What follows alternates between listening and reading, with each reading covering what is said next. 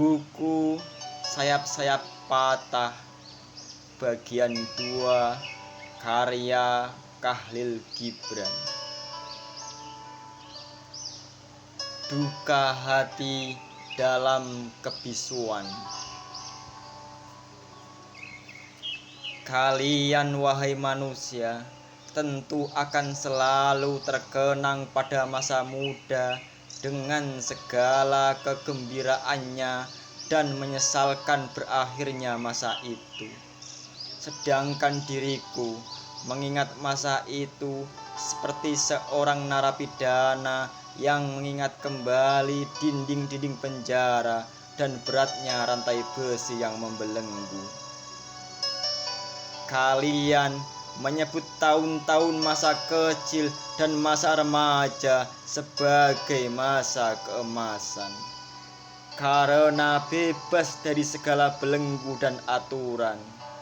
Kalian dapat terbang melayang tanpa beban dan himpitan, bagaikan pohon kurma yang tinggi melampaui gerombolan perdu di kebun-kebun yang subur. Sedang bagiku, masa muda adalah kenangan akan kepedihan yang tersembunyi dan bisu, yang tertanam dalam jiwaku, meliuk bagai badai dalam hati. Jiwaku tak mampu menggapai puncak pengetahuan, hingga cinta menyapa, membuka pintu-pintunya, serta menerangi sudut-sudutnya. Cinta telah membebaskan lidahku hingga aku fasih berbicara. Cinta telah merobek kelopak mataku hingga aku bisa menangis. Pun cinta telah membuang sekat di leher hingga aku bisa mengeluh dan mendesah. Kalian, wahai sahabat-sahabatku, dapat bercerita tentang ladang-ladang, kebun-kebun, lapangan rumput yang luas dan tepi-tepi jalan yang menyaksikan permainan kalian serta mendengarkan bisikan suci kalian. Aku pun bisa bercerita tentang tempat yang indah itu di utara Lebanon. Setiap kupejamkan mata, pasti kusaksikan lembah-lembah nan elok dan indah, gunung-gunung yang berselimutkan keagungan dan kemegahan menggapai langit. Setiap kali aku menutup telinga dari kebisingan kota, maka ku dengar aliran air di sungai-sungai kecil itu, juga gemerisik lembut dan pepohonan. Akan tetapi keindahan-keindahan yang kuceritakan dan senantiasa kurindukan, bagai kerinduan seorang bayi terhadap pelukan ibunya, justru menyiksa ruhku yang terpenjara di kegelapan masa muda. Tak ubah hanya seekor elang yang terpenjara di dalam sangkar dan melihat sekumpulan elang lainnya sedang terbang bebas di angkasa. Keindahan-keindahan itu telah memenuhi dadaku dengan kepedihan dan kegetiran. Dengan jemari-jemari pesona dan kepalsuan, keindahan itu meletakkan kerudung keputusasaan dan kehampaan di dalam hatiku. Setiap kali pergi ke hutan, aku selalu kembali dengan kekecewaan tanpa pernah mengetahui sebab-sebab duka yang kuderita. Setiap kali memandang awan kelabu di waktu senja, berbau dengan semburat warna mentari, dadaku menjadi sesak karena warna senja selalu menyuburkan ketidaktahuanku mengenai apa yang telah terjadi. Setiap kali mendengar nyanyian burung-burung atau kecipak air sungai, aku selalu terdiam sedih tanpa mengetahui dari mana datangnya ilham kesedihan itu. Orang-orang mengatakan, sesungguhnya ketidakmengertian membuat seseorang berada dalam kehampaan, dan kehampaan membuat orang tidak peduli. Boleh jadi hal itu benar dan berlaku bagi orang-orang yang dilahirkan tanpa jiwa.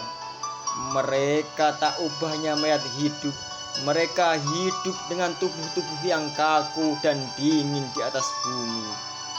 Akan tetapi, jika belenggu pikiran bersemayam di jiwa yang tercerahkan, tentu ketidakmengertian itu lebih kejam dari siksa neraka hawiyah dan lebih pahit dari kematian. Seorang anak yang diberi ilham kelembutan jiwa, yang banyak merasa namun sedikit memahami, adalah makhluk paling sengsara di bawah matahari.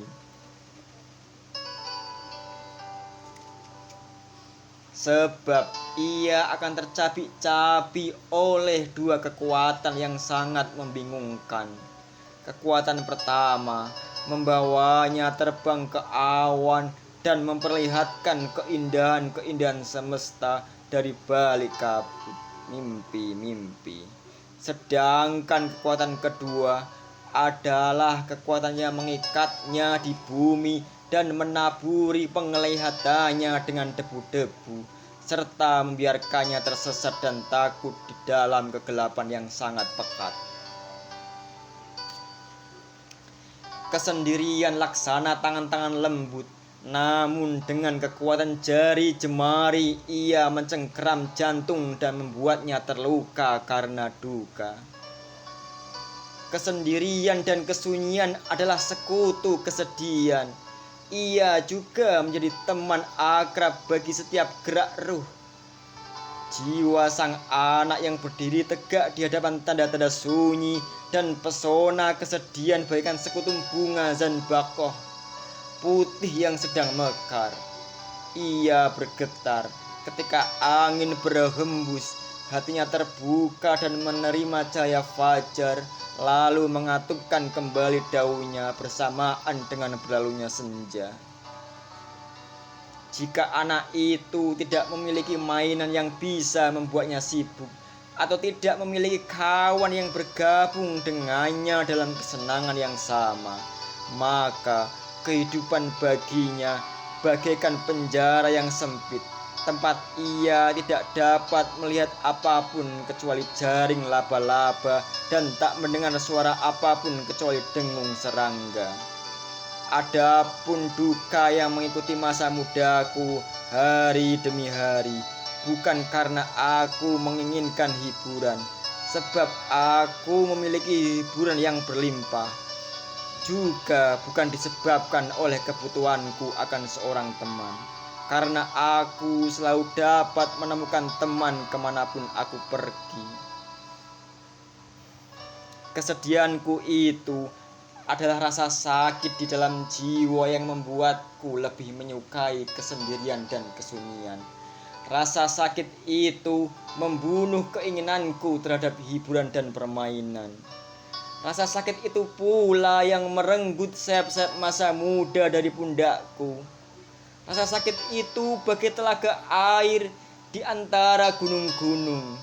Permukaan telaga yang tenang itu mampu memantulkan cahaya, bayang-bayang dan warna-warni awan serta garis-garis dan pepohonan.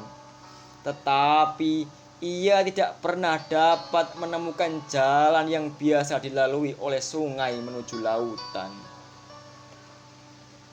Seperti itulah kehidupanku sebelum mencapai usia 18. Usia 18 itu laksana puncak pegunungan yang telah membangkitkan pengetahuan dan kesadaranku. Ia telah memperlihatkanku kepada caraku memilih pilihan-pilihan manusia, beban-beban yang menyiksa mereka, serta gua-gua yang mengurung aturan dan tradisi-tradisi mereka. Pada tahun itu, aku dilahirkan untuk kedua kalinya.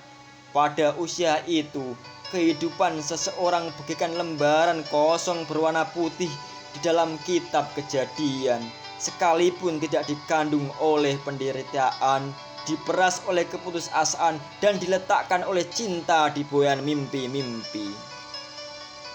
Pada tahun itu, aku telah menyaksikan malaikat-malaikat penghuni langit.